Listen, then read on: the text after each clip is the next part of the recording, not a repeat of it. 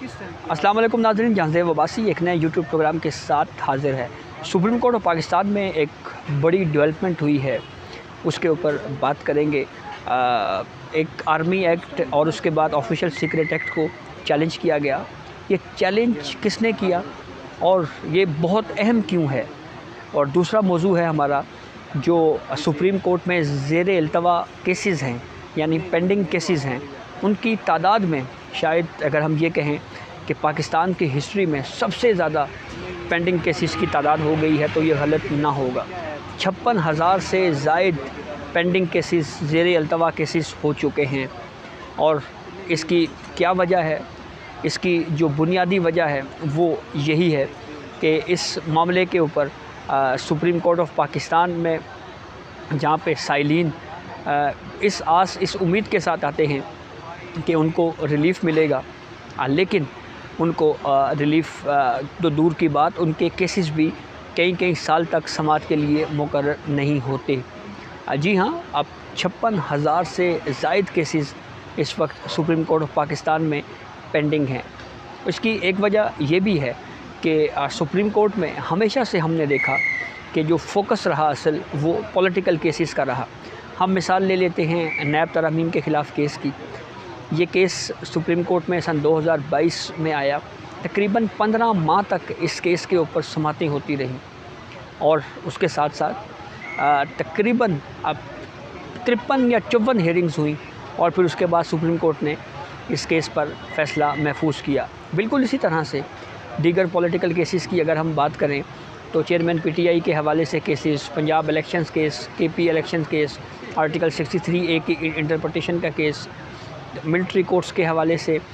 Case, تو یہ کچھ اس طرح کے کیسز ہیں جس میں عام آدمی کا فوکس جو ہے وہ ذرا کم رہا۔ لیکن یہ اس دور میں اگر ہم بات کریں اسپیسیفکلی تو یہ صرف اس دور کی حد تک کہ جسٹس عمر عطا بندیال صاحب کی حد تک نہیں ہے، بلکہ ماضی میں بھی ہم نے دیکھا کہ جو اصل فوکس رہا سپریم کورٹ کا وہ عام آدمی کا ذرا کم رہا، اور ہائی پروفائل کیسز کو ٹیک اپ کیا گیا، زیادہ ٹائم ان کے لیے صرف کیا گیا۔ کرمنل سائڈ کے اوپر اگر ہم بات کریں تو جیل پٹیشنز بھی بہت طویل وقت تک پینڈنگ رہتی ہیں۔ جیل پٹیشنز سماعت کے لیے مقرر کرنے کا جو عمل ہے سست روی کا شکار ہے۔ سپریم کورٹ نے کچھ کیسز سن کر نپٹائے بھی ہیں، لیکن دلچسپ بات یہ ہے کہ یہ وہ کیسز ہیں جن میں کوئی الائیو کویشچن نہیں تھا، کوئی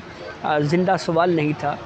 کہیں پہ درخواست گزار وفات پا چکا تھا تو کہیں پہ جس نے درخواست سپریم کورٹ میں دائر کی وہی اس دنیا سے کوچ کر چکا تھا۔ تو یہ صورتحال ہے۔ اب دیکھنا یہ ہے کہ جو آنے والے چیف جسٹس ہیں، جو نامزد چیف جسٹس قاضی فائز عیسیٰ صاحب، وہ پینڈنگ کیسز کو ختم کرنے کے لیے کیا حکمت عملی اپناتے ہیں۔ اس کا ایک آسان حل تو یہ بھی ہو سکتا ہے کہ اسپیشل بینچز بنائے جائیں اور ان میں پھر ان کیسز کو سماعت کے لیے مقرر کر کے سن کر فیصلے کیے جائیں۔ دوسرا اہم موضوع یہ ہے کہ سندھ بار کونسل نے آفیشیل سیکریٹ ایکٹ اور آرمی ایکٹ کو سپریم کورٹ میں چیلنج کر دیا ہے۔ گو کہ ان دونوں قوانین جس کے اوپر صدر مملکت کی جانب سے ایک ٹویٹ بھی سامنے آیا کہ وہ خود متفق نہیں تھے، رضامند نہیں تھے، لیکن اس کے اس حوالے سے کچھ اور بھی درخواستیں سپریم کورٹ میں اس سے پہلے آ چکی ہیں، جیسے کہ حفیظ اللہ نیازی صاحب نے جو اپنے بیٹے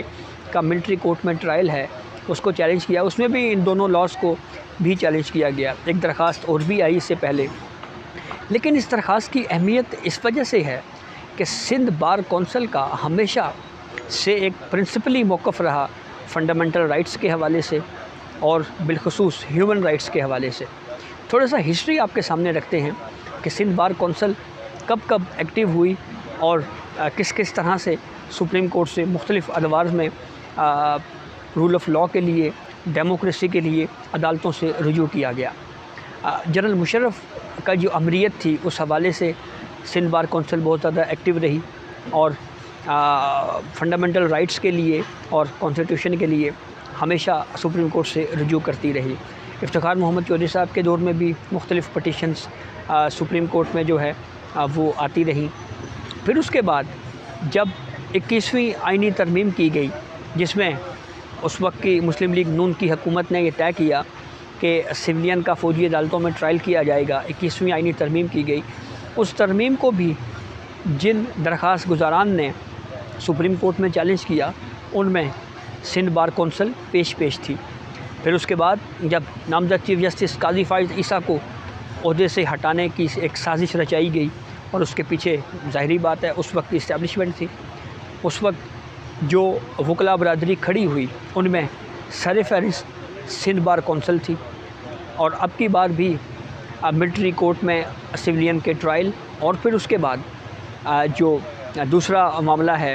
آفیشیل سیکرٹ ایکٹ، جس کے بارے میں صدر مملکت یہ کہہ رہے ہیں کہ انہوں نے اس کے اوپر رضامندی ظاہر نہیں کی اور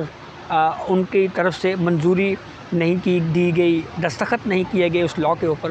سندھ بار کونسل نے بھی اس معاملے کو سپریم کورٹ میں اب چیلنج کر دیا ہے۔ بیرسٹر صلاح الدین بڑے نامور وکیل ہیں، ان کے ذریعے سپریم کورٹ آف پاکستان میں یہ کانسٹیٹیوشنل پٹیشن فائل کی گئی ہے، اور اس آئینی درخواست میں یہ موقف اختیار کیا گیا ہے کہ عام شہریوں کا فوجی عدالتوں میں ٹرائل نہیں ہو سکتا، اور اس کے ساتھ ساتھ یہ موقف بھی اختیار کیا ہے سندھ بار کونسل نے کہ جو آفیشیل سیکرٹ ایکٹ ہے اور آرمی ایکٹ ہے جس میں ترامیم کی گئی، اس پہ صدر مملکت کی جانب سے دستخط نہیں ہیں، اس لیے ان دونوں قوانین کو سپریم کورٹ غیر آئینی قرار دے۔ یہ بنیادی انسانی حقوق کے خلاف ہیں۔ آرٹیکل 10A کی مثال دی گئی کہ یہ شفاف ٹرائل کے منافی ہیں، آرٹیکل 19A کا حوالہ دیا گیا کہ یہ اظہار رائے کی آزادی کے بھی منافی ہیں، اور اس کے ساتھ ساتھ ایک بہت اہم استدعا سپریم کورٹ سے یہ بھی کی گئی ہے کہ سپریم کورٹ آف پاکستان یہ جو دونوں قوانین ہیں جہاں پہ ان کو اسٹرائک ڈاؤن کرے، ایک العدم قرار دے، وہیں پہ جن سویلین کا فوجی عدالتوں میں ٹرائل کے لیے جو پروسیس چل رہا ہے 9 مئی اور 10 مئی کے واقعات کی روشنی میں، ان تمام سویلین کو عام عدالتوں میں ٹرائل کیا جائے اگر ان کے اوپر کوئی الزام ہے، جس طرح سے جو ہمارے سامنے کچھ واقعات موجود ہیں اس حوالے سے۔ اور پھر سب سے اہم چیز یہ ہے جو میں نے آپ کو سندھ بار کونسل کا بیک گراؤنڈ بتایا، آج ہو گئی 6 سپتمبر، 16 سپتمبر کو ہمارے موجودہ چیف جسٹس عمر عطا بندیال صاحب ریٹائر ہو رہے ہیں، پھر اس کے بعد نامزد چیف جسٹس قاضی فائز عیسیٰ صاحب آئیں گے۔ قاضی فائز عیسیٰ کا ایک پرنسپل ویو رہا ہے فنڈامنٹل رائٹس کے حوالے سے، اور 21ویں آئینی ترمیم میں وہ اختلافی نوٹ دے چکے ہیں کہ سویلین کا فوجی عدالتوں میں ٹرائل نہیں ہو سکتا۔ تو ایسی صورتحال میں نامزد چیف جسٹس جب چیف جسٹس آف پاکستان بنیں گے تو جہاں پہ انہوں نے پریکٹس اینڈ پروسیجر یا آرٹیکل 184(3) کو ریگولیٹ کرنے کے حوالے سے کچھ چیزیں پرنسپلی طے کرنی ہیں، ججز کی اپوائنٹمنٹ کے ایشو کے اوپر کچھ کرائٹیریا طے کرنا ہے، وہیں پہ یہ کیس بھی بہت امپورٹنٹ ہوگا اور بہت اہمیت کا حامل ہوگا، اور اس کو ممکنہ طور کے اوپر یہ کہا جا سکتا ہے کہ جو نیکسٹ چیف جسٹس ہیں قاضی فائز عیسیٰ، وہ جو دیگر ملٹری کورٹس کے خلاف کیسز ہیں ان کے ساتھ اس پٹیشن کو بھی کلب کر کے اس کو ٹیک اپ کر سکتے ہیں، یہ ایک امکان ظاہر کیا جا سکتا ہے۔ تو یہ اب تک کی اپڈیٹ تھی جسے ہم نے آپ کو آگاہ کیا، بہت شکریہ۔